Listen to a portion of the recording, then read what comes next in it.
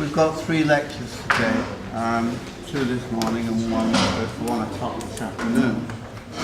And in the first one, I want to look at theories of the picturesque and the sublime. In the second one, at 11 o'clock, I want to look at 2 or 3 architects, in particular Schinkel and Sohn. And then in the afternoon, I'll talk about the Gothic revival and the arts and crafts. But I've given you, first of all, this little sheet that I wrote out some years ago for the second year course. It's called Radical Fundamentals, and I'll read it out. Throughout the 18th and the 19th century, theorists, critics and prophets sought to renew the basis of architecture by reference to what they thought that were its fundamental roots.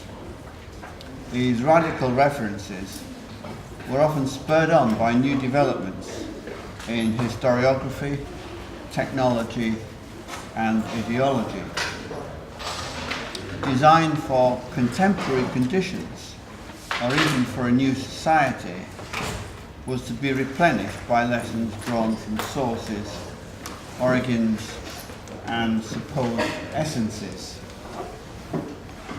Now, why were they looking for these new roots? It's because, as I tried to describe in the last lectures, there was a crisis in the cosmological world idea of the Renaissance.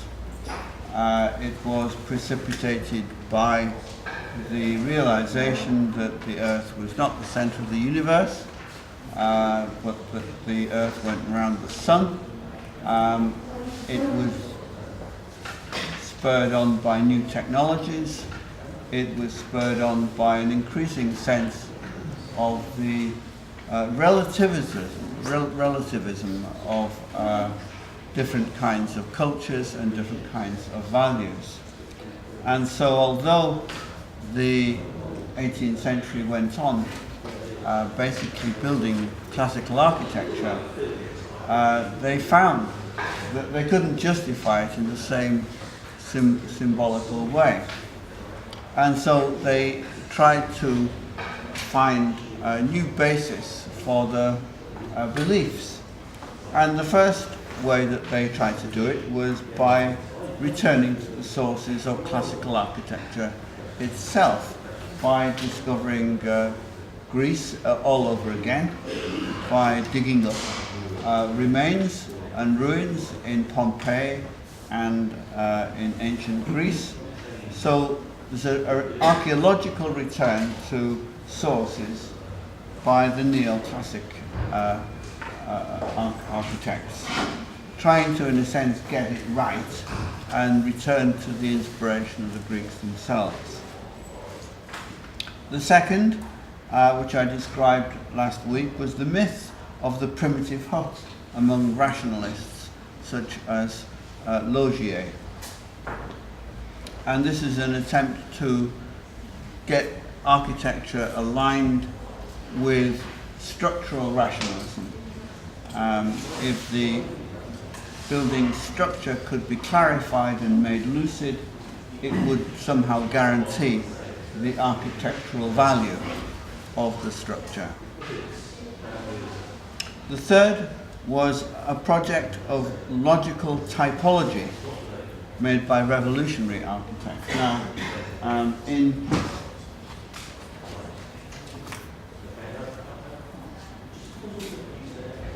in Words and Buildings, Adrian Forty's book, which I've highly recommended to you, there is a whole chapter on type.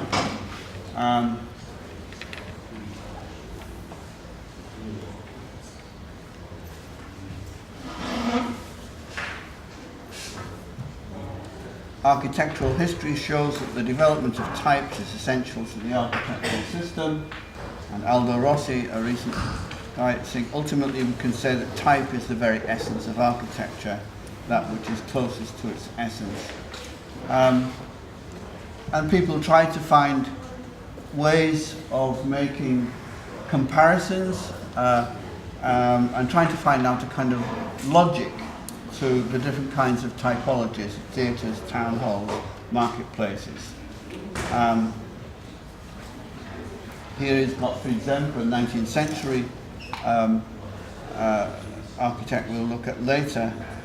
Zemper's idea is that the types of architecture were to be understood through the potential of each of the four processes involved in building, terracing, roofing, walling, and the hearth. And the search for type objects and standardized design goes right through to the 20th century. Here's type developed in industrial design, but also looking for standardized housing, rather as we have standardized motor cars and other objects. But also there's the search for what you might call natural types, the kind of vernacular examples of houses built traditionally that tend to fall into standard recipes, you could call them. And here is an Italian historian, Muratori, with his analysis of standard and variation types in Venice.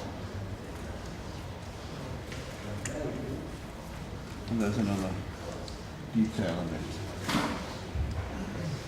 And you get an architect like O.M. Ungers in the 1970s trying to show variations within types like this. However,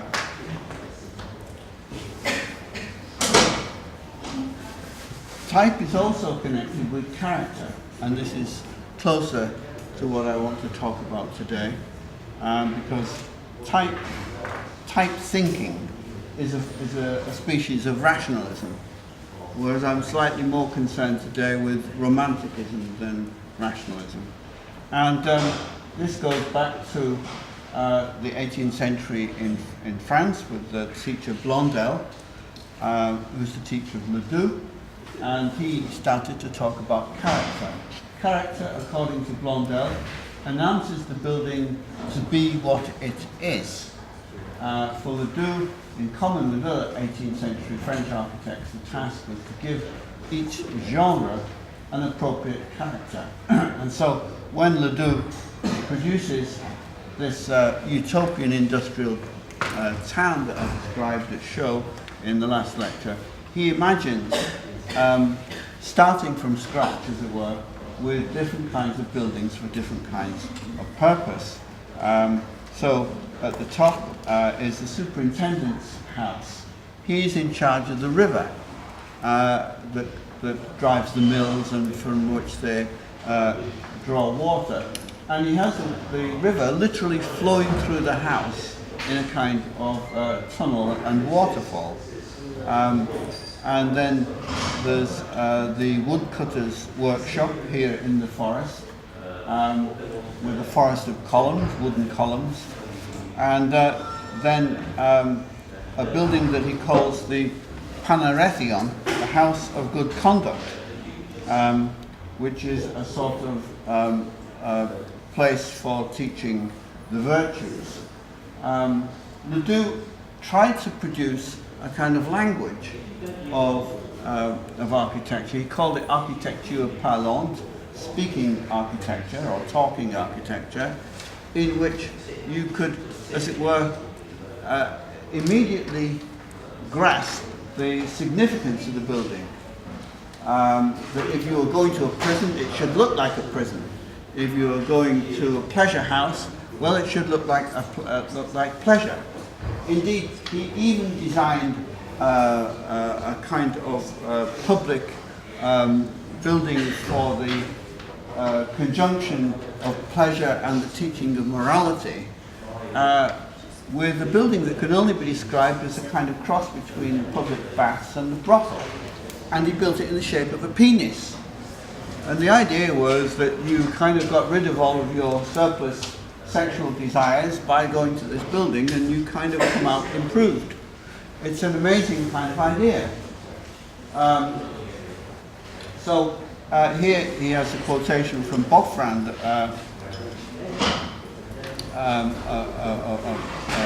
rather a quotation from Blondel.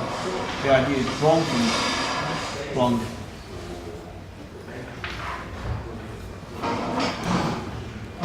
from Boffrand. All the different sorts of architectural production should bear the imprint of the particular purpose of each building. All should have a character, determining their general form and announcing the building to be what it is. It is not enough for the distinctive character to be indicated only by the attributes of the sculpture.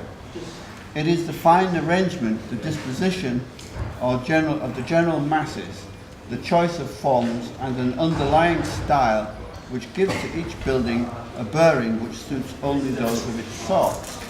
Now, that sounds reasonably enough, but it actually opens up a kind of implication in architectural design that, as Colin Rowe pointed out in an essay called Character and Composition, is potentially explosive of traditional architecture, because to some extent architecture had been controlled by notions of propriety and harmonics. So in a sense, all buildings should at least look like a building. All buildings have something in common. But if you start going for character, it's a bit like masks.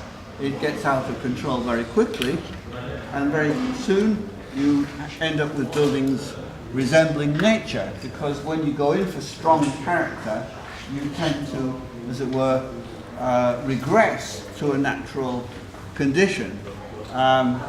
It's like losing your temper or falling in love.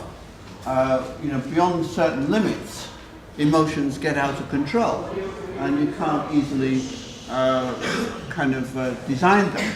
And so very soon you may end up with a romantic effect, really kind of, in a sense, exploding your whole idea of stylistic discipline. And so one person who really begins to do this is Piranesi, in his archaeological reconstruction here of the fortifications of ancient Rome.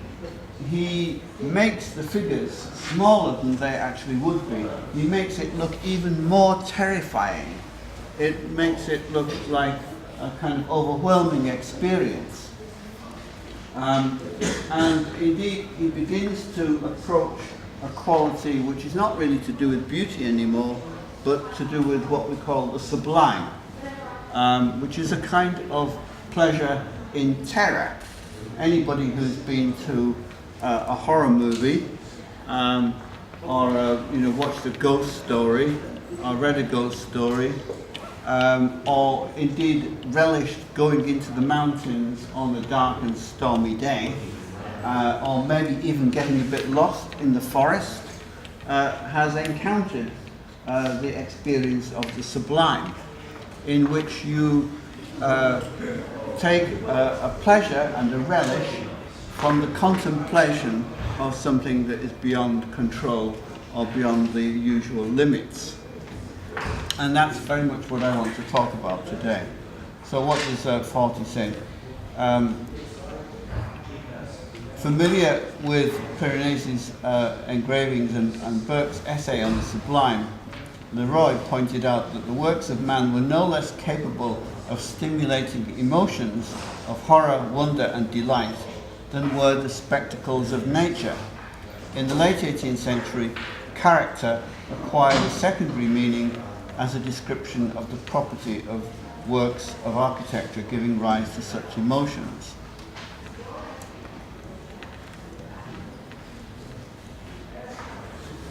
Now, there are other examples of roots towards the absolute, roots towards the roots, you might say, that I've listed here. And some of them are attempts to get to the rational basis of architecture, and some of them are attempts to get to the romantic or emotional or affective basis of architecture. Because architecture is always being pulled in two different directions at once. On the one hand, the building needs to be made structurally sound, it needs to make sense.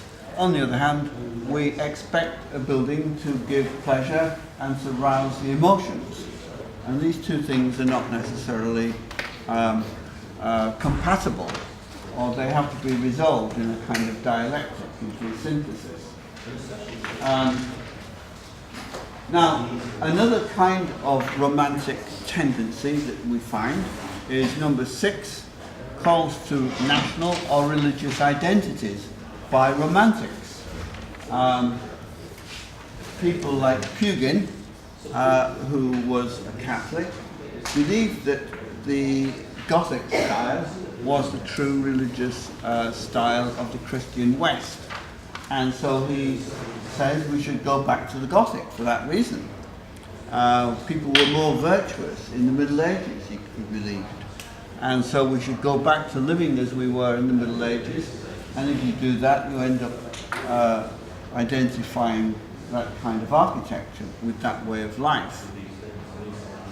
A similar kind of impulse is number 7, appeals to the honesty and the soundness of vernacular and folk traditions, where if you're going back to the basics of architecture, you go back to how people live basically and honestly when they are at one with themselves and living in unity with nature. And so people rediscover the simple ways of building that were all around them. They get weary with the sophisticated high-flying architecture and the abstruse academic architecture of the great capitals. And sometimes this is also identified with national impulses. The people know better than the rulers. It's a kind of romantic populism. And all of this comes up in 19th century architecture and well into the 20th century as well. A further development of that is number 8, which we'll look at a little bit this afternoon with, in England, in the work of Ruskin and William Morris, you get the search to ground architecture in a supposed unity of the labour and the mind in the crafts. The claim would be that we could get architecture right if we live right, if we're at one with ourselves and our skills, and that art is the expression of our joy in our labour, as Ruskin put it. So that's a kind of calling motto and slogan for the arts and crafts revival. Another variant of that is number 9, which is connected with Gottfried Zemper. I'll come back to this one a little bit later. It's quite a complex one. The idea that as you go into examining how you make things, whether you're hammering them, beating them, drawing them, pressing them, squeezing them, scratching them, binding them, screwing them, gluing them, whatever it is that you're doing with the materials, itself gives rise to a kind of language of thought, and that you will be guided by being true to that language. And then finally, number 10, which is very much to do with the modern movement, and it only comes in at the very end of the 19th century, is the proposal to resituate the essential ontology, the essential underlying being of architecture in an entirely new category, that of space. Because one of the remarkable things about architectural historically has been that, in fact, almost nobody ever talked about space until about 1890. The word simply doesn't really get used in architectural theory. You don't find Alberti saying, you know, this is a great space. Raum, the German word for space, rather like the English word room, doesn't really get developed as a category until German psychologists and phenomenologists start examining the idea. If you think about this building, for instance, here, and you say, well, what is this building? What is this building? Is it that concrete ceiling? Is it that wooden wall? Is it that glass window? Right? Is it that material thing? Or is this building actually the space that it's containing? And it's a kind of gestalt difference between which is the figure and which is the ground. If you were shown a glass of water and 50% of the glass has got water in it, you might say, is the glass half full or is it half empty? And if somebody has been used to thinking of the glass as half full and then suddenly they realize it's half empty, there's a rather similar kind of change there. And the whole discourse of space is an entirely modernist one, and that's one reason why, for instance, Adrian Forty has a huge, long chapter on space in this book. Right, I will leave that with you because I want to move on now. Now, I want to look at today, in this lecture in particular, at what some people have said and claimed, I think with some justice, to be the one and only contribution by the English to European architecture as a kind of fundamental activity. And that is the landscape garden. It's arguable that pretty well everything else happens elsewhere, in Italy, Greece, France. But the landscape garden and its concomitant theories of the picturesque and the sublime are a distinctly English contribution in the 18th century. And furthermore, it's the category of the picturesque has entered modern aesthetics and stayed there. It is indeed part of modernist, the modern movement aesthetic. And I hope to come back to this in a moment. But let me try to introduce one or two thoughts, first of all. Here is a painting by the French 17th century artist Poussin, who lived most of his life, worked his career in Rome. He was connected with the French Academy in Rome. There's a painting, I think, by Poussin in the Walker Art Gallery. He was a classicist. He believed in studying Greek and Roman art and basing his art on it. And he was committed to the myths and the legends and the poetics of ancient Greece and Rome. And many of his paintings are scenes from those stories. This is a painting called The Death of Phocion. It's a scene from a classical story. But what is interesting is that he imagines this event, the man being buried, the body being taken away, set in a landscape with classical architecture.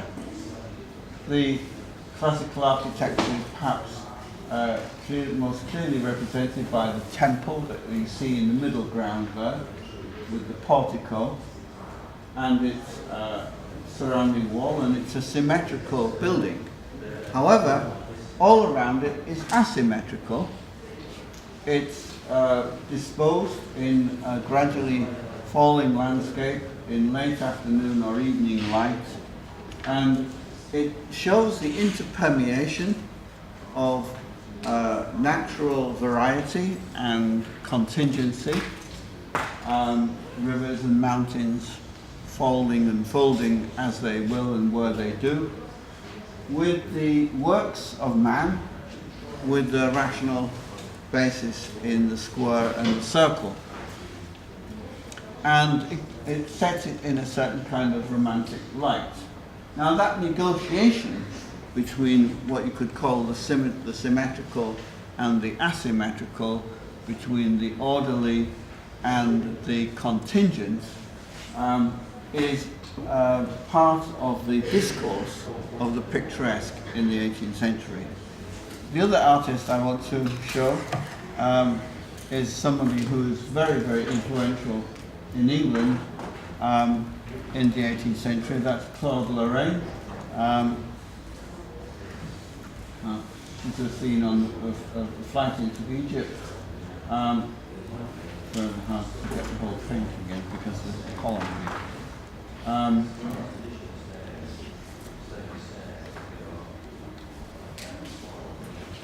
The depiction of the Holy Family on the flight into Egypt was a traditionally popular one, and it was usually an opportunity for artists to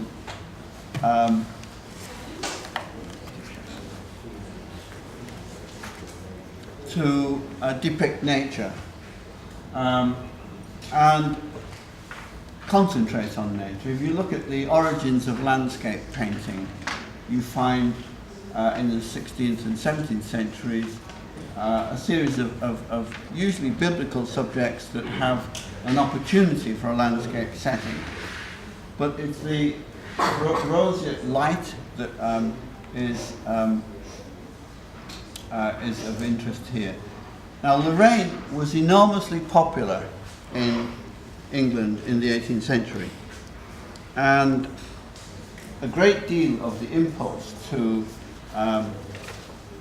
design a new way of doing landscape gardens came from looking at Lorraine's paintings and similar artists. Indeed, of course, the very word picturesque, like a picture, suggests a basis for your design in its pictoriality, in its scenographic potential.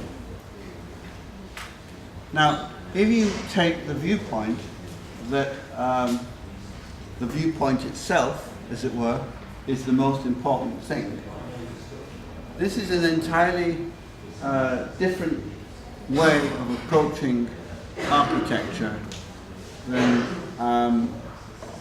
trying to conceive the architecture as a mental artifact. If you ask, how do I experience this? How do I encounter it? How do I visit it? What effect does it have on my sensations? You are, first of all, asking a psychological question. You're asking a question about your own experiences, and you're putting your own viewpoint in the center. It's rather like somebody who encounters a big cube, let's say, perhaps in a rather confused state, like a dark forest. Now, a cube is a form that is fairly easily conceptualized. 4 straight lines, 6 sides, right angles, and generally you can see when you see it, you can also conceive it very quickly. You see these two things, you say, oh, it must be a cube. In other words, I can see 2 equal sides, and if I go around the back, I know there'll be 2 more equal sides at the back there.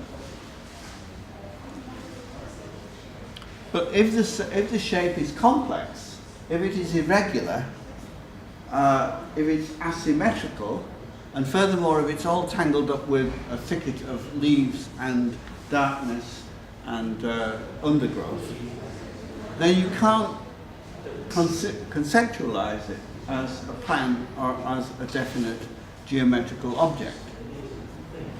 It's like opening the first page of a story and you don't know where the story is going to lead. It could meander off and take you off where you don't know where. And that means that to encounter it is that you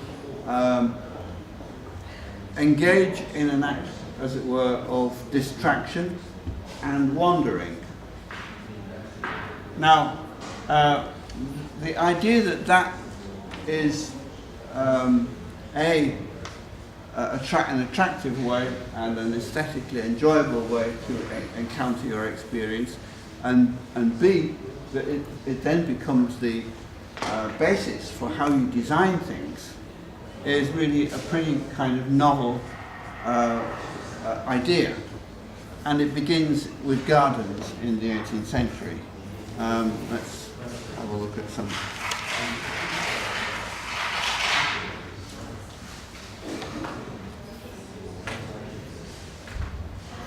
These are some names that you would associate with the history of gardens.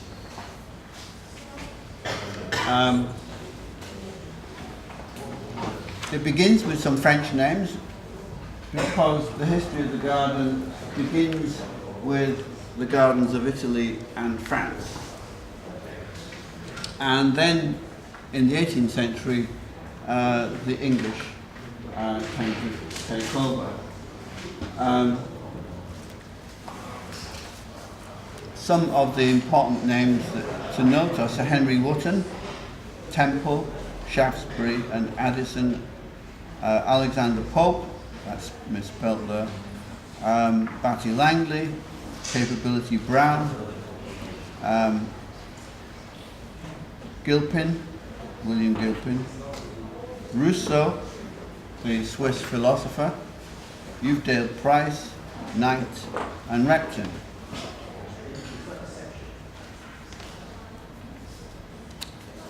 Let's just consider this.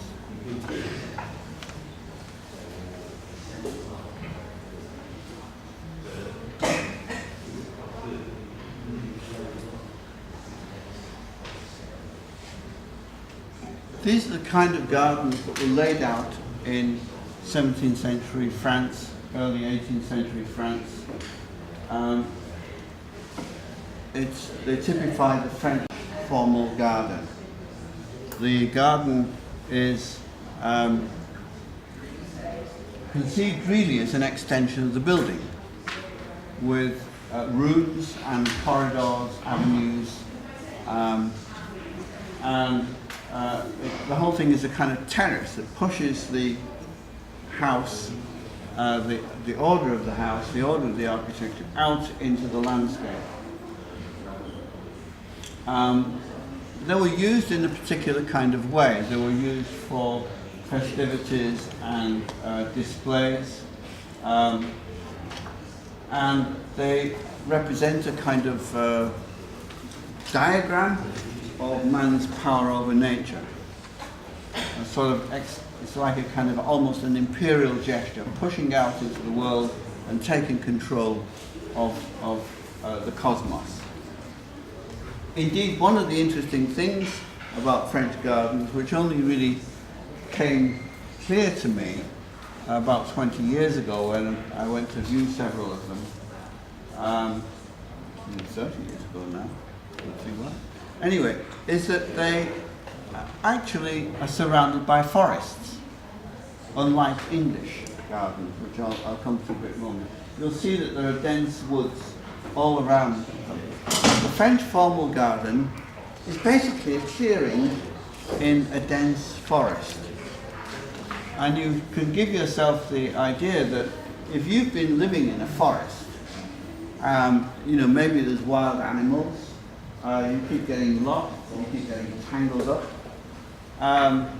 It's with some relief that you might kind of get an axe and just say, let's clear this. Let's have a really clear shape. And when I speak about a kind of alteration of the figure and ground, you could say that the French formal garden appears as a figure, as a clearing against the ground of a forest. Now the English garden is the opposite. It takes place at a time when the English landscape was being enclosed and domesticated. You all think you know the English landscape with hedgerows and little fields.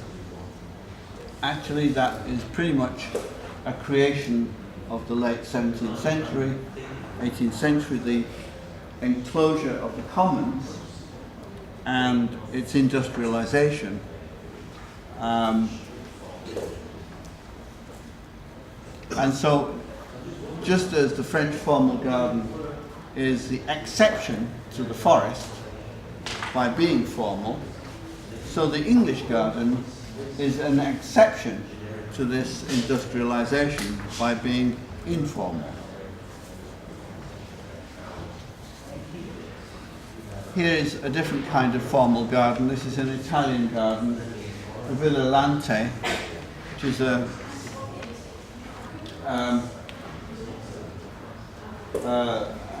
16th century creation. Again, and of course it's a real garden, it's not a landscape, but it's the same kind of principle. Now let's look at something different.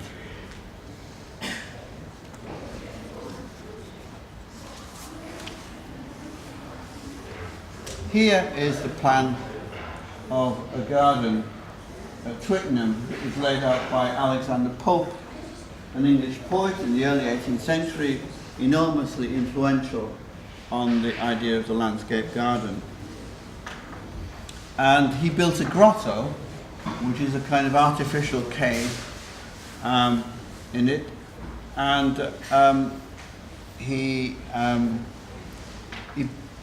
puts in these winding paths, you can see.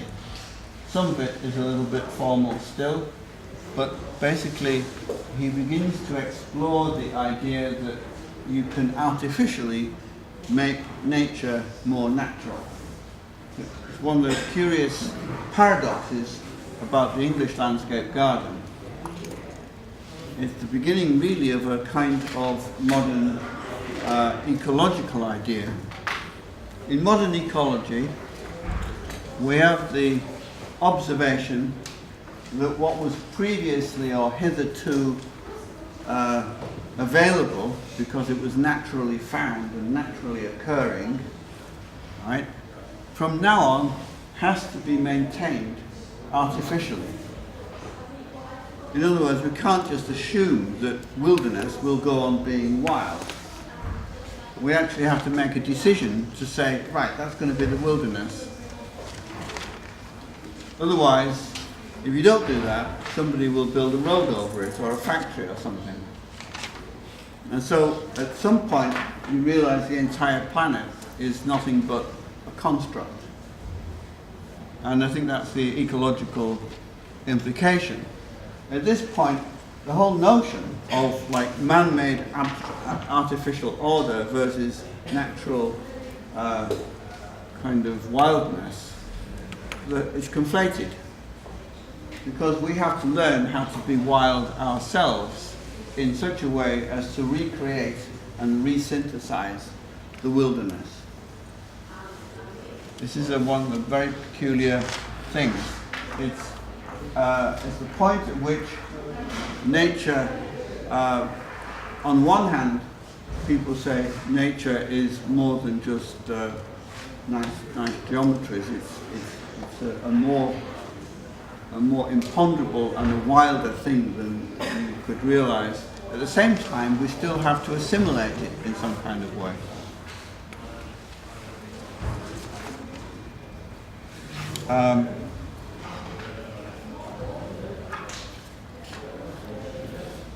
One simple case of this is Stourhead, laid out by Henry Hoare. Now that picture I showed you by Poussin, it's as if this guy said, it's not enough to paint a picture, I'm going to make the actual landscape like a picture.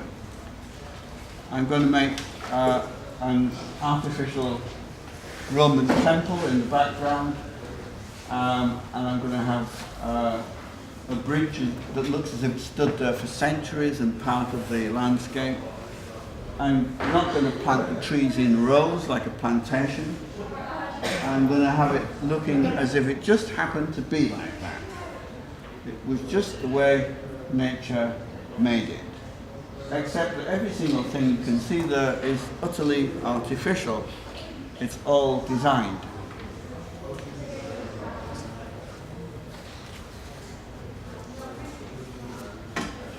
Contrast it with this, for instance. This is a little bit earlier. It's an English garden, but it's playing there with artificial methods like boxing your hedges, but making the geometry more irregular. It's a kind of halfway house there. But this, for instance, is a grotto. It kind of looks as if, you know, it might be a natural arch. And this kind of idea of making an artificial illusion of the natural becomes the standard way of making landscape parks, really almost to this day. Only in recent years has people experimented with other ways. But for instance, if you go in Liverpool to Prince's Park or to Birkenhead Park, laid out by Paxton in the 19th century, those are examples of transfers of this kind of aristocratic landscape park into a public setting. And Liverpool is in fact the place where this act is pioneered, because, and it's very famous because in the, I think it's the 1860s, the American landscape designer Olmsted came to Britain to study English aristocratic parks with the intention of adapting them to the design of a public park in America. And he lands at Liverpool and he is in the restaurant or the hotel, and he's talking to people, and he says, he describes his motive in coming to England, and he's going to go to Stourhead and to Stowe and a few other parks. And people say to him, oh, but we've got what you want to do already in Birkenhead. Mr. Paxton has just built a park exactly like what you want. So he goes over to Birkenhead and he says, yes, that's right, it's exactly what I wanted. And he completes his tour of England and then goes back to America, and he builds Central Park in New York, just like that, and Prospect Park in Brooklyn, and he lays out the entire city plan of Buffalo along those lines, indeed, as well.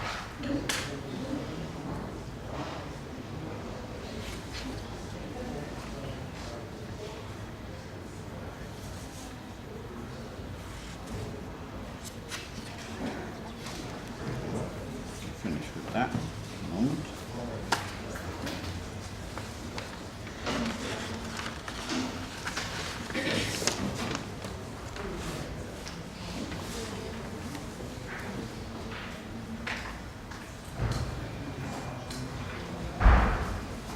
So this is a first summary of what's happened.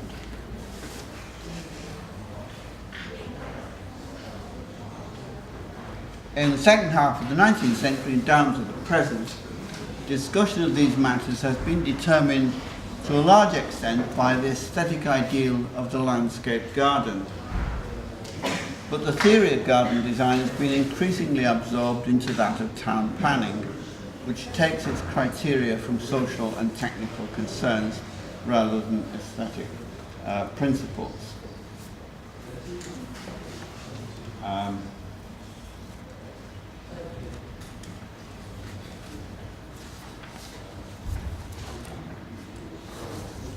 There's the connection of this with the picturesque.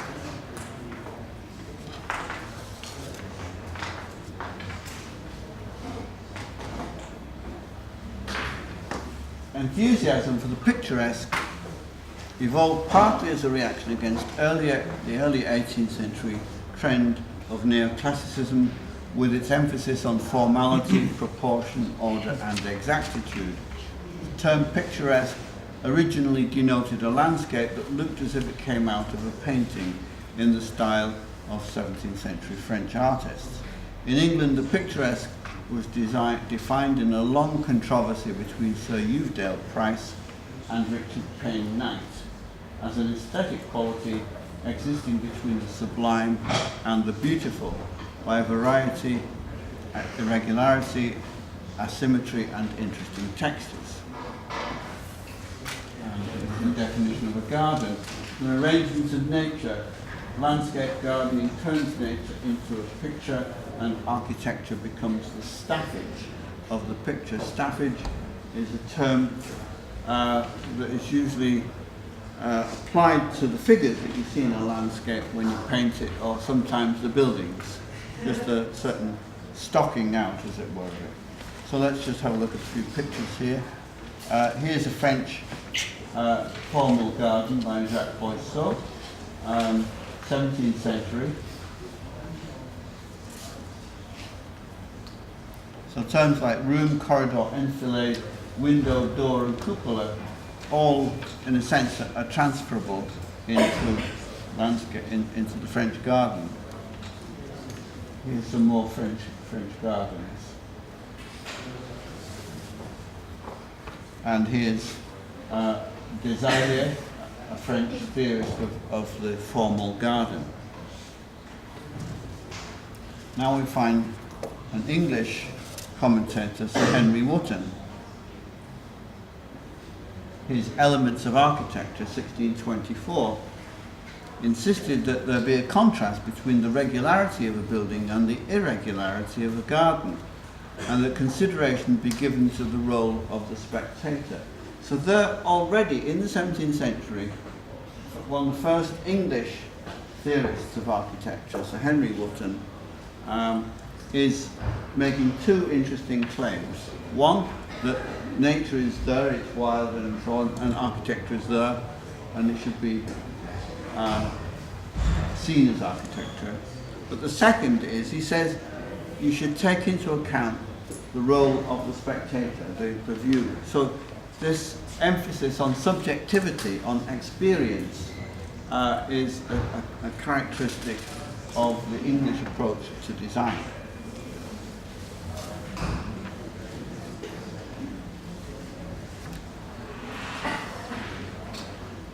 William Shenstone, another 18th century English commentator, the landscape painter is the gardener's best friend. The building, for instance, on one side contrasted by thick with trees, a large or sort of rising hill on the other.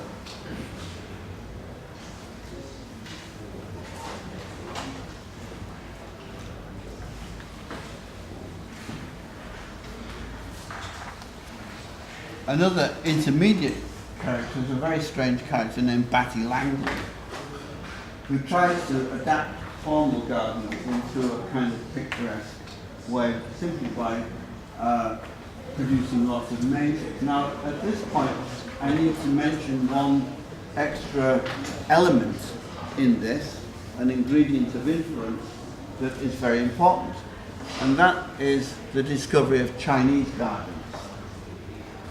Because by the 18th century, people are coming back from China with stories of a completely different culture. And they bring back news of gardens that are built like mazes and labyrinths. There's even a kind of artificial Chinese word invented to describe this style called sharawagi. And some people build pagodas in the gardens.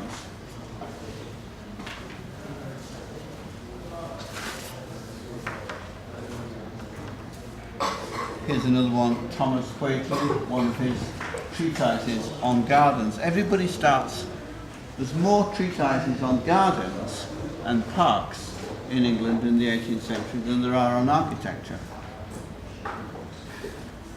William Mason.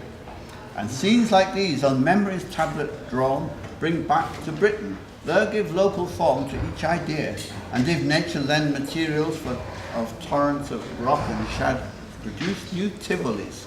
Tivoli is a wonderful place on the outskirts of Rome, where the Roman plain descends into the Apennine Mountains, and the Roman emperors had chosen it as a summer retreat. It's got waterfalls and a picturesque landscape.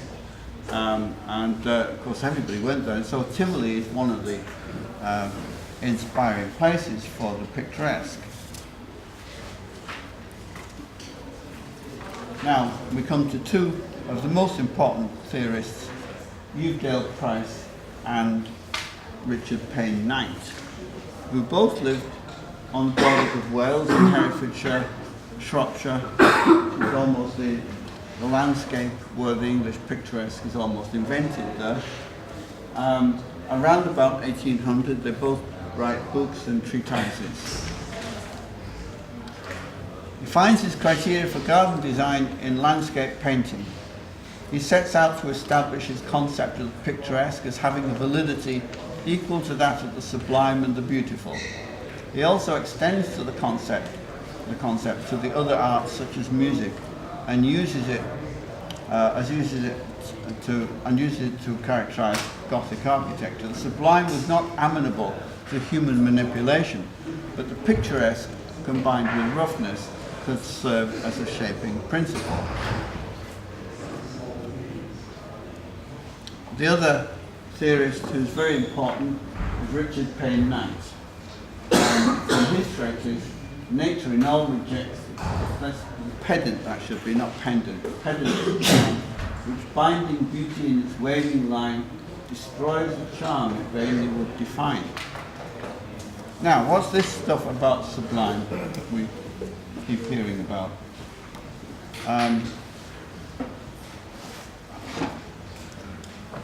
There are three great writers on the sublime. The first is a writer in antiquity named Longinus.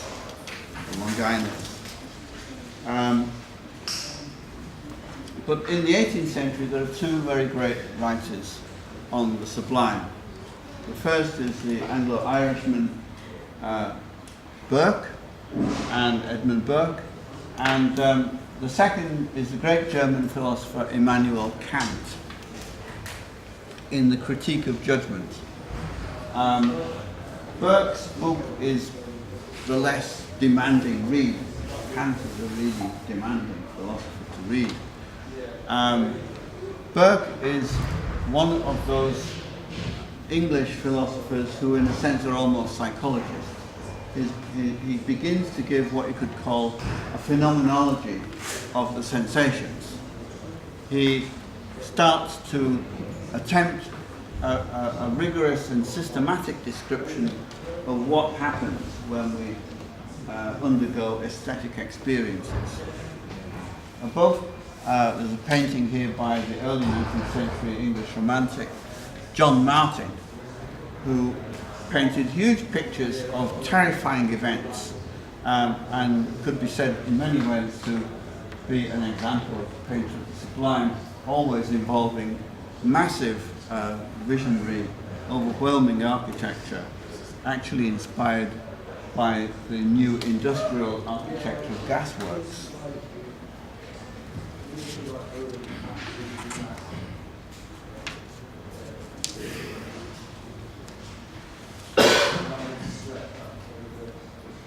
George Steiner, writing about Burke, writes, "It is precisely attempts to impose analytical and systematic projections on the irrational, instinctual, contingent flux of human affairs which the counter-revolutionary scorns and repudiates." And here is the table of contents.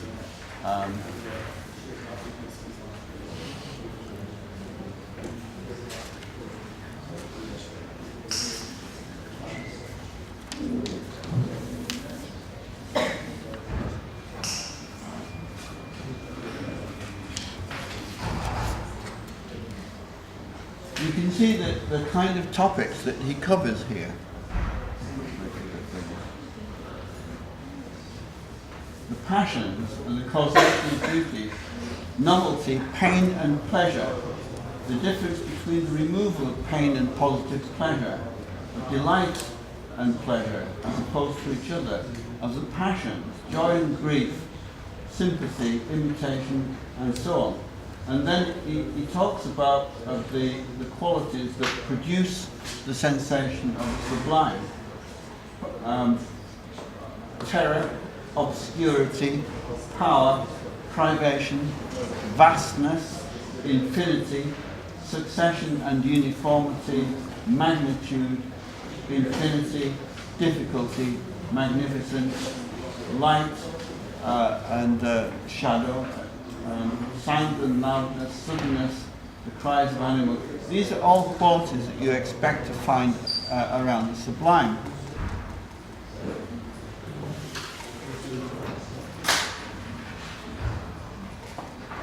On a superficial view, we may seem to differ very widely from each other in our reasonings, and no less in our pleasures.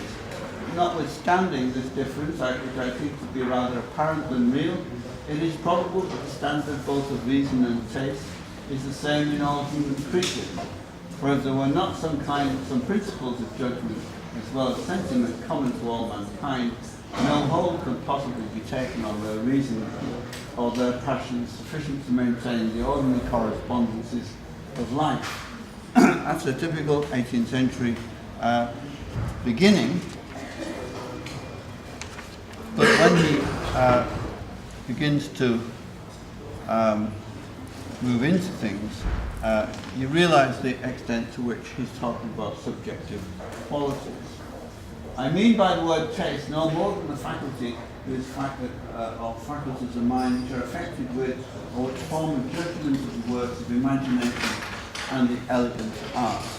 Now here we have the word imagination, which becomes a hugely important word in the 19th century. Everybody, in a sense, leads up to the imagination, the queen of the faculties, Baudelaire called it.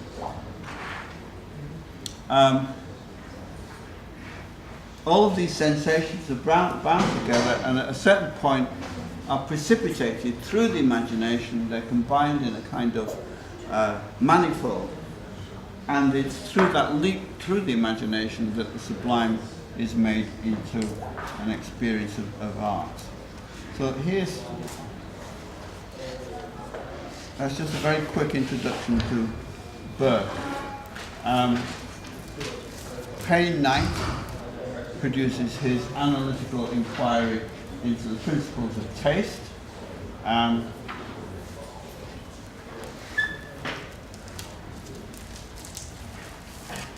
Around about 1806, I think this is published. And again, you get this treatise on the psychological basis of experience in art.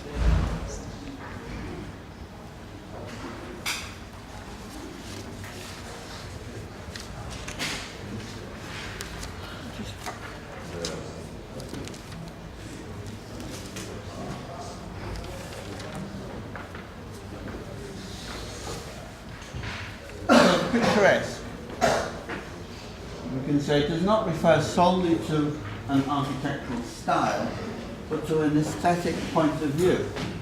The revolution against the established values bringing about a wave of great political upheaval. Within the landscape of picturesque, architecture is viewed as integral, but a subsidiary part of the overall scenic composition, which should be made to blend in and be in harmony both visually and emotionally with the character of its natural surroundings. And Payne Knight builds one of the first artificial castles at, in Shropshire at Downton Castle.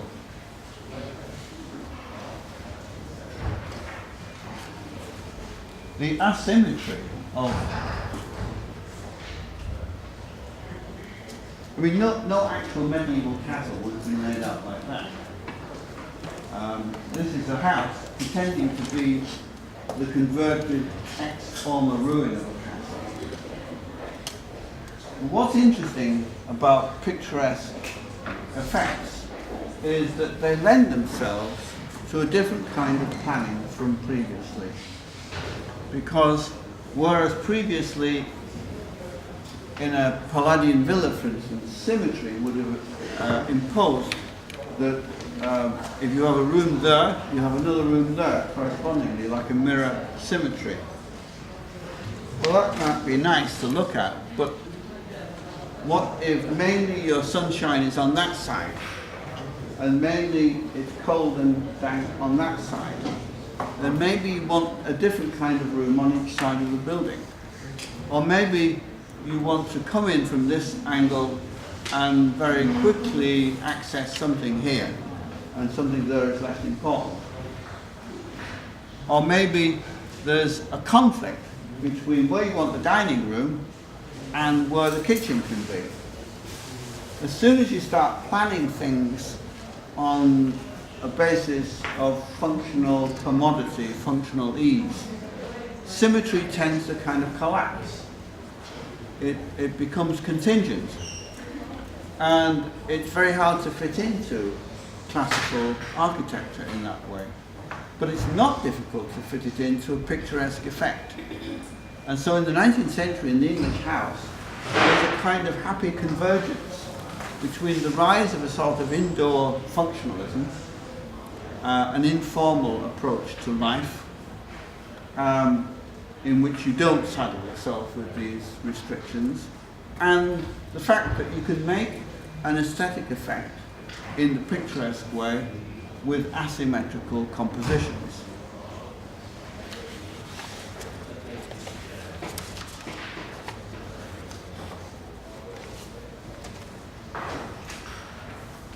Just want to show some pictures of the sublime. So here, in a book called The Invention of Liberty, by John Starobinski, the cover is a lightning strike from a painting which he shows later on.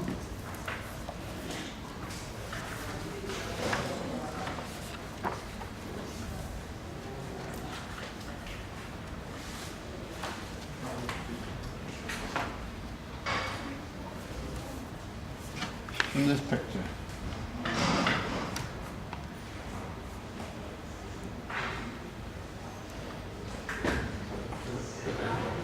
This is by Joseph Vernet, The Storm.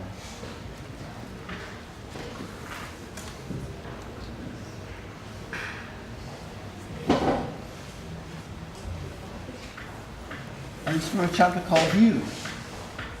So views, vedute in Italian, become a kind of new way of composing a picture. It seems an easy word for us. And you get sketches showing the imaginary recombination of things as if it was an actual object. This is an imaginary view of Padua by Canaletto. There is a word in Italian for this called a capriccio, in which you recombine imaginatively, using the imagination, elements of known views. It's in fact a forerunner of collage.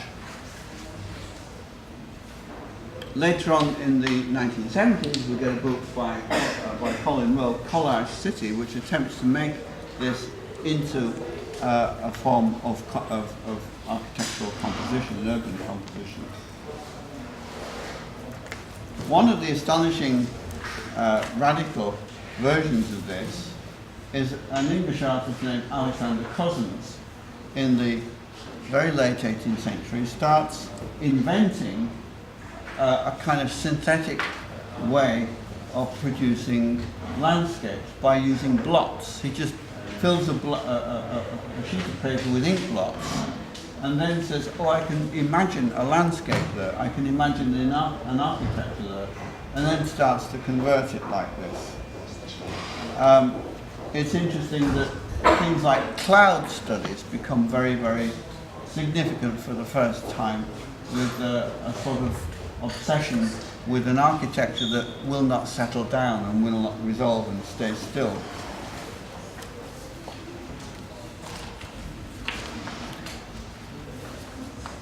And of course, ruins are a way in which architecture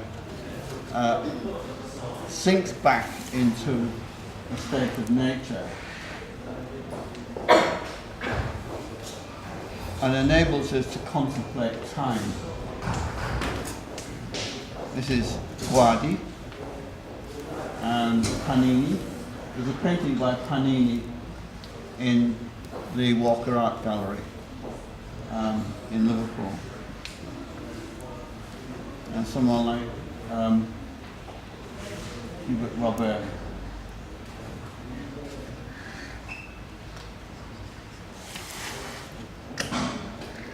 And people begin to build artificial ruins. And we deal with the fascination of terror. Here's Joseph Wright of Derby. It's a kind of real shock horror scene, this. This is Miravan breaking open the tombs of his ancestors. This is obviously some historical legend. And they've cracked open the sarcophagus and oh my God, the smell's disgusting. Who else? Nobody would have done this in the past. It's, of course now you get Hollywood movies based on this sort of thing. And you get a rediscovery of Shakespeare. There's The Tempest.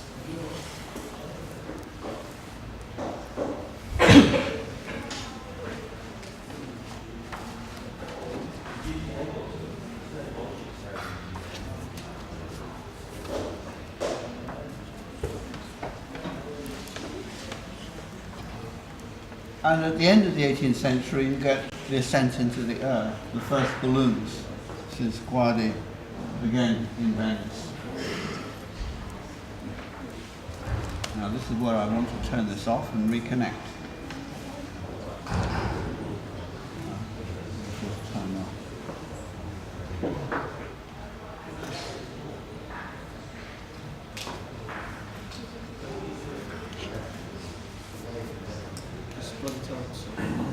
Just put it out.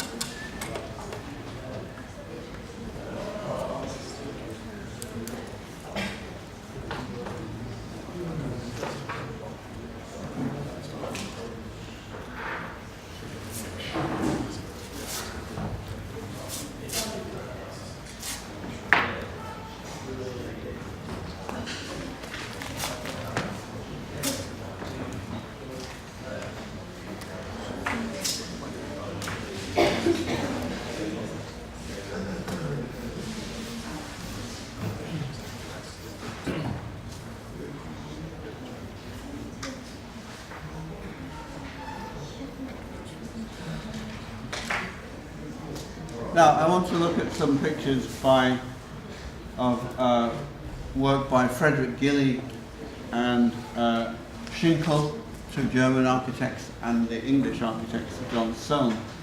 Let's just start with Frederick Gilly first.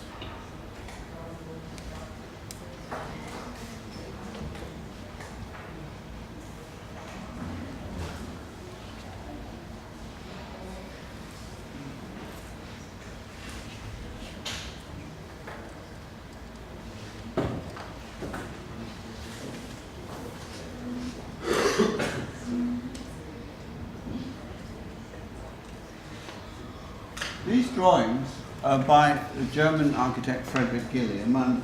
His father was a considerable architect in Prussia, in Berlin, in the late 18th century, and he was marked out for genius. Great things were expected of him, but he died young in the 1790s. However, he left a lasting influence on an architect who lived a great deal longer, namely Friedrich Schinkel, who visited Liverpool, by the way. But I'm beginning with these drawings, which seem in a way rather simple. Here we have an architect going back to radical fundamentals. He's looking at the most elementary building blocks of architecture. He's imagining a pergola of basic trabeation, post and lintels. And it's going back even before anyone had tried to produce columns, capitals, ornaments. And what's interesting is maybe two things. On one hand, he rethinks the logic of a framework. And he starts to say, well, look, if there's always been a historical dialectic, a conflict between the round column and the flat wall, where you want one to be a continuous plane and another to be, let's say, a presence in space with a void, then you can make a resolution by making the column square. Now, again, in Liverpool, you can find square columns at St. George's Hall. Indeed, it's been said that they may have been influenced by Schinkel, who certainly adapted this. But there's a second thing going on here. You can see that there's a kind of primitivity about this. It's almost like as if he's looking at Stonehenge. And he wants to, on one hand, find a structural foundation for architecture, but also a romantic foundation, a romantic origin. He's thinking about some powerful elementary scene where, like, you know, kind of mythical, legendary story of heroic origins.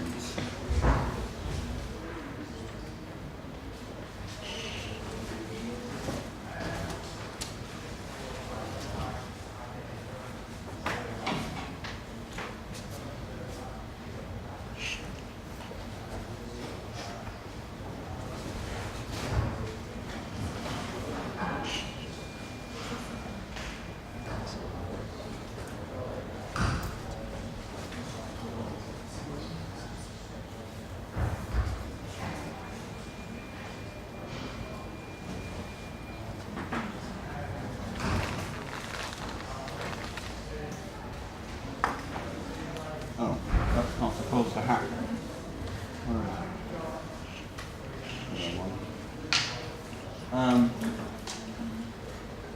This is the cover of a book about Gilly, in which they use one of his drawings of perspectives. Now, this kind of skiography, as it's called, study of light and shadow, in one sense, it's a rational way to develop your drawing skills. But he draws this in a sublime way. The light and the shadow, the simplicity and the shapes are so kind of profound and effective. And that's typical of Gilly.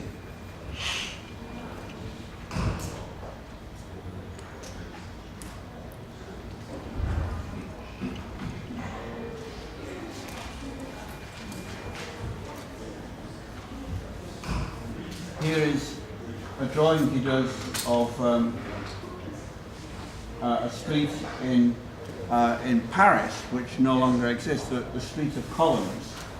And it's a very, very simple architecture, a kind of primitive classicism, which you can see in Liverpool at the Albert Dock.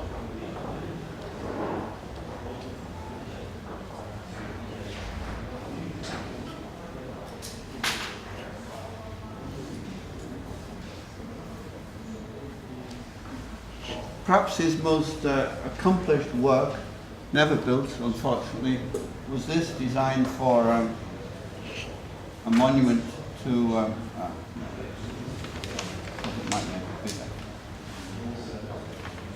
Frederick the Great. And the strange thing about this, it was going to, he proposed it for the western outskirts of Berlin. And of course, Frederick the Great had doubled the size of the Kingdom of Prussia. He was a great military victor. When Napoleon overran Prussia and they went to visit the tomb of Frederick the Great, Napoleon said to his generals, "Hats off, monsieur. If this fellow were alive, we wouldn't be here today. We would never have got this far." So he's a great hero, is Frederick the Great. And he designs this Greek temple on a kind of artificial mount. In fact, the tomb itself would have been in a cave, kind of grotto underneath it. And you begin by going down through these tunnels, and you visit the tomb, and then you come up through the ascending staircases inside. And inside the temple here at the top, there's no god, there's no altar. What there is there's a big atrium, a big circular hole cut in the ceiling in which you contemplate the sky. That idea that you go from death to light is a symbolical performance. It's a very romantic and sublime idea. And he reinforces the connection with nature just here. Unfortunately, I can't go to enlarge. If you look closely, the blocks of stone are hexagonal, rather like the blocks of basalt that you will see in, for instance, in Giant's Causeway in Northern Ireland. It's as if these cyclopean lumps of stone are identifying the force of history and the force of nature.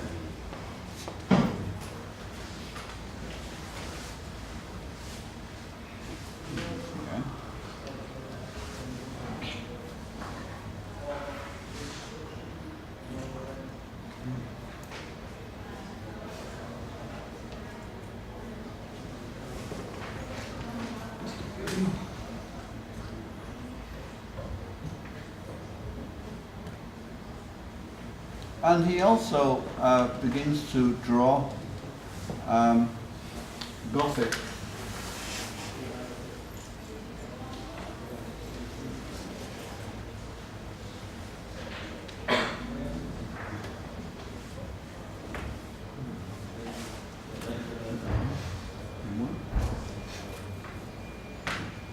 Just kind of search. Can't find it. Never mind. We'll do it a different way.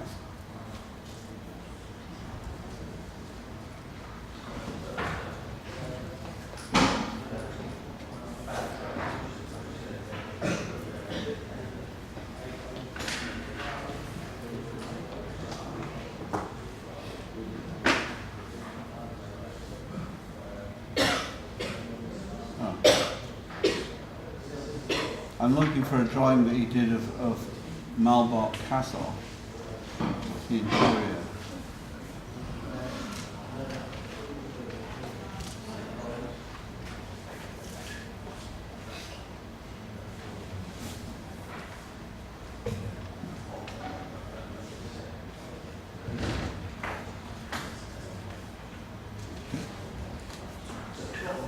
Okay, I want now to go to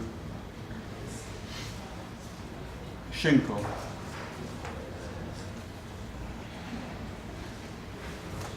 Now Schinkel lived much longer. He didn't die young, and indeed he becomes a very, very important architect to the King of Prussia. And he is one of the most important architects in the 19th century. He begins by doing, however, paintings like this. During the Napoleonic War, he's about 20 in student of Gilly in the 1790s. During the Napoleonic War, there's very little building opportunity. He makes his way as a scene painter for operas, which I'll show you in a moment, and as a painter. And he's a German romantic. He paints scenes of idealized medieval cities, Gothic cities like this. Here's a medieval cathedral.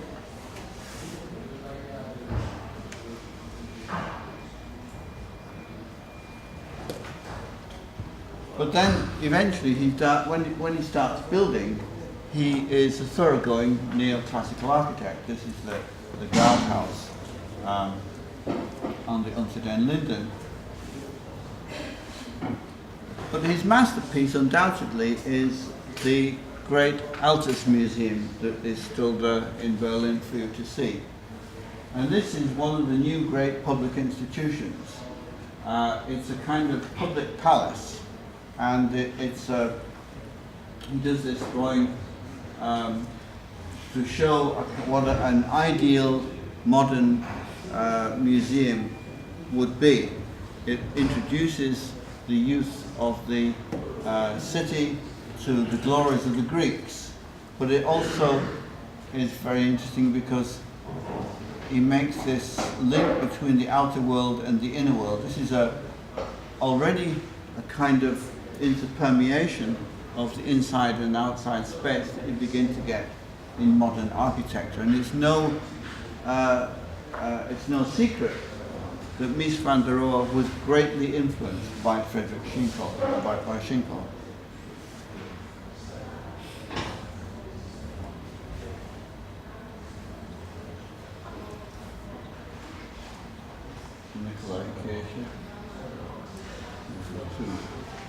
And here is the Schauspielhaus that he does in Berlin.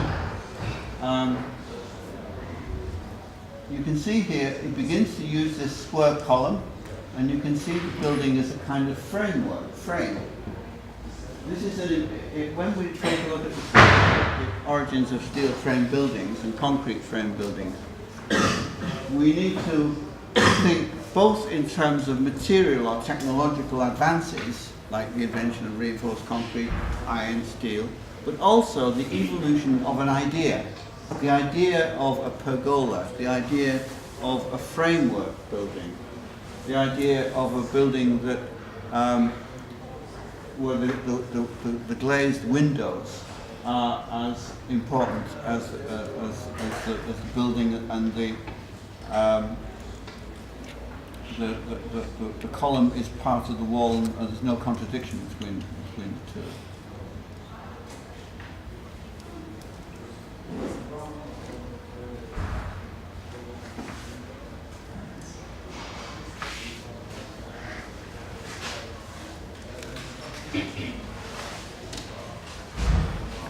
There's the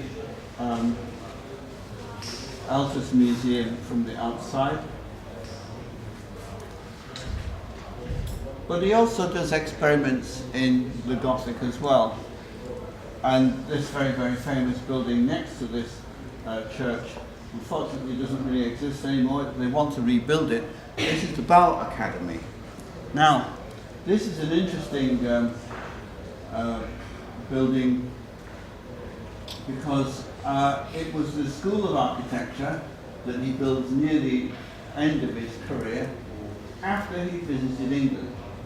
In 1826, 1827, he goes on a tour of Great Britain along with a couple of Prussian colleagues because they want to study what's going on in architecture and engineering in Britain. And they travel all over England, Scotland and Wales. They come to Liverpool. In his journal, he describes coming down Mount Pleasant to visit John Foster's house, and he describes the Irish Centre, which was then the Wellington Rooms. But he also goes to Manchester, and he's kind of blown away by these huge cotton mills that were getting built. And he says, you know, there are buildings here which are purely industrial, and they're bigger than the Royal Palace in Berlin. And so he's simultaneously fascinated and appalled by the sheer kind of raw power of industrialization and the crudity with which it was being done. So when he comes back, this is very typical of the Germans, he says, okay, we'll take this and we'll make it much better. We'll make it a real work of art. We'll make a frame building. We'll make a rational building. just like a factory, but with the details so fine, the proportions so carefully worked out, that it goes from being just a mill to being a masterpiece, as it were. And that's the Bow Academy. One of the very final designs, unfortunately never built, was for a palace for the Russian Emperor and Empress in the Crimea, overlooking the Black Sea. It's called Schloss Oriander, and they have these very, very beautiful drawings of how it would be. You know, the Greeks were in the Crimea, and for the Russians, the Crimea is always the point at which they get kind of a little in touch with ancient Greece. And so the idea of this imperial villa overlooking the Black Sea was a very romantic idea. But notice what he's done here. He's taken the logic of the wall and the column in a new direction. He has, in this case, retained perfectly conventional, although very beautifully realized, Ionic column, favorite column order of the Greek revivalists. But look what he's done where I put the cursor. He's got sheet glass running flush up to the column, and he sealed it with a gasket. When I first saw this drawing, I thought it was some joke, some modern person had kind of done a Photoshop on it. But he's anticipated the arrival of reinforced plate glass and sealed plastic gaskets, or gutta percha, or something like that. It's in fact already on the threshold of a kind of Miesian aesthetic. And at this point, I just want to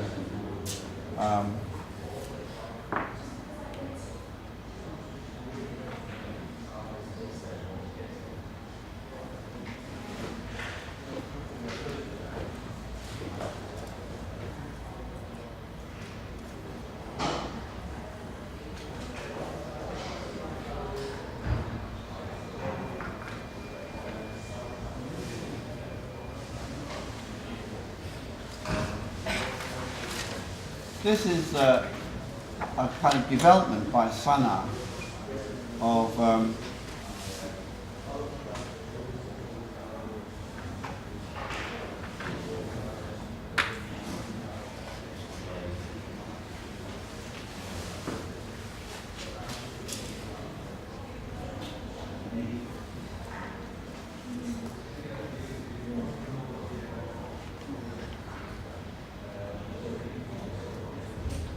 it's a project that the Japanese architectural firm Sana did, a variation on the Barcelona pavilion. And this is, I would say, a modern development of the picturesque idea.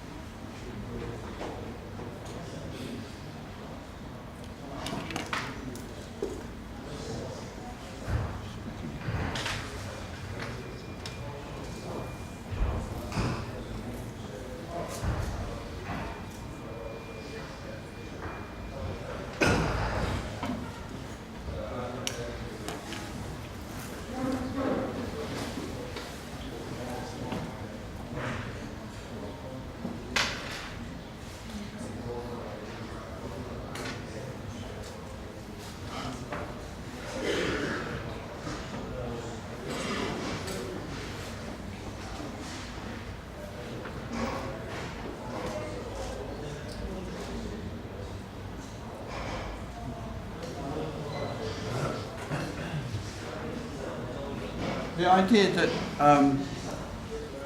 the mind goes wandering, that there is no single fixed viewpoint. I think all of the precepts of picturesque architecture are, as it were, internalized and abstracted in the Barcelona pavilion.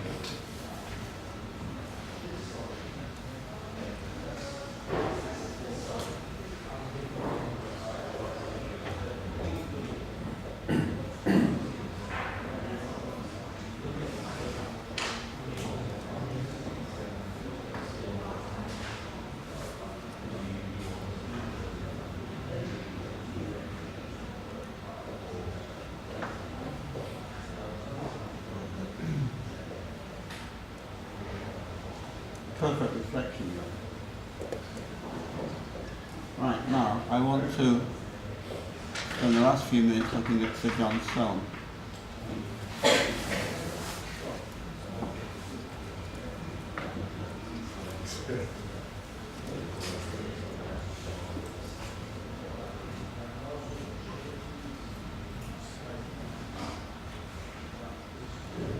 Sir John Soane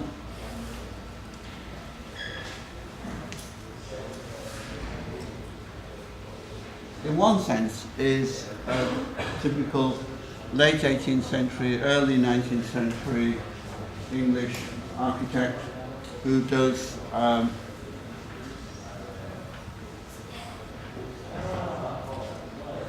country houses, but in fact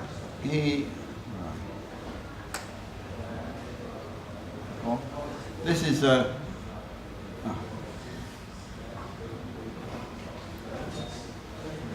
This is a study by his favourite artist, John Gandy, who of various churches that he did, a kind of curious mixture of Greek and Gothic.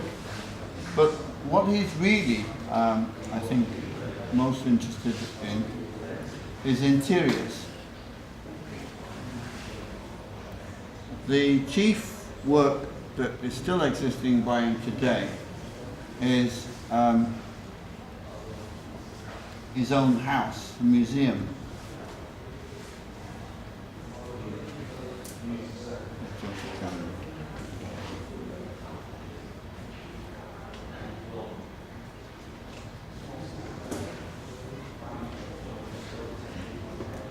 One of the jobs that Soane had was, I think, something like Chief of Works for the government. And he had the job of executing buildings like the Bank of England, which is his great masterpiece, unfortunately now almost gone because of the rebuilding of the Bank of England in the 20th century. But he was responsible for demolishing buildings, and he begins to collect fragments of buildings. He builds up a personal museum as a kind of teaching collection. And at the back of his house, in a kind of labyrinth, which I recommend you all to go to see, one architectural pilgrimage which every architecture student in Britain always has to make at some point, Sir John Soane's house museum in London. I live about 5 minutes walk from it now. And at the front it sort of looks like a conventional Georgian house, although you look closely you realise it's not. But at the back is this absolute labyrinth of a kind of nightmarish interior like this, with this overwhelming mass of historical fragments. Underneath it there is his own architecture, which you can just dimly see, a plain, simple arch. He is rather like Boulez and Piranesi. He's an architect who begins to see the first main material of his architecture as being effects of light and dark and shadow. And he's a completely romantic interior architect. But what is interesting, I think, is that it's as if he stands right at the end of classical architecture, in which all of the ornamental pieces, all of the details of classical architecture have fallen off for classical building. They've crumbled off it, like the gingerbread, the icing coming off a cake. Just as Perrault had observed, there is absolute beauty, and there is, as it were, positive beauty, and there's arbitrary beauty. As if all the arbitrary bits, the ornamental bits, have fallen off, and he then makes a big kind of collage, a capriccio out of them. Underneath, meanwhile, there's an architect of pure geometry. His own arch there has no ornament inscribed in it, or cut in it. And this is a kind of modern condition, I think, that he's working with.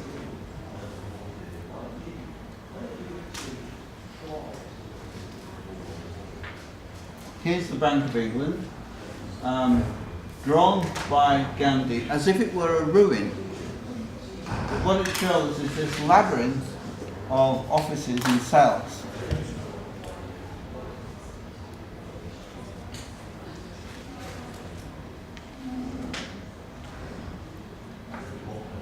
And this is the kind of room that he designed for the Bank of England. Top lighting, mysterious light and shadow, and very, very plain walls. And if he did have ornament, it was incised, it was cut into the surface, it wasn't applied onto the surface. And so, like Schinkel, he's another architect at the end of the classical tradition who, through his romanticism, is taken to the threshold of the modern movement.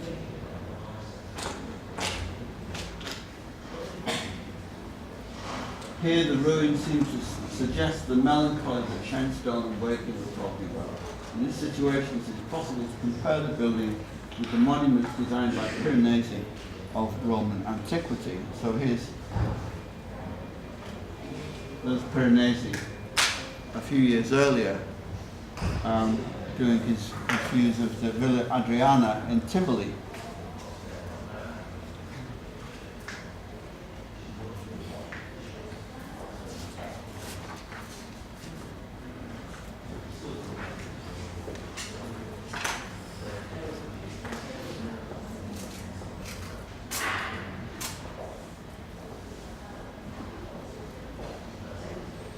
There's a photograph of the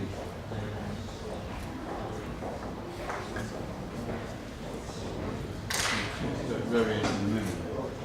You can see the arch and the top light in there.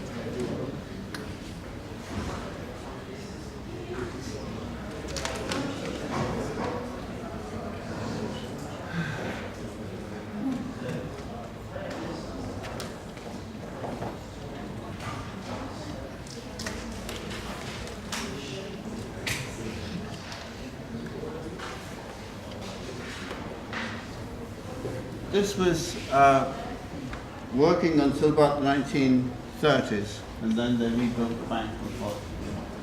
But what you should do is to visit his house.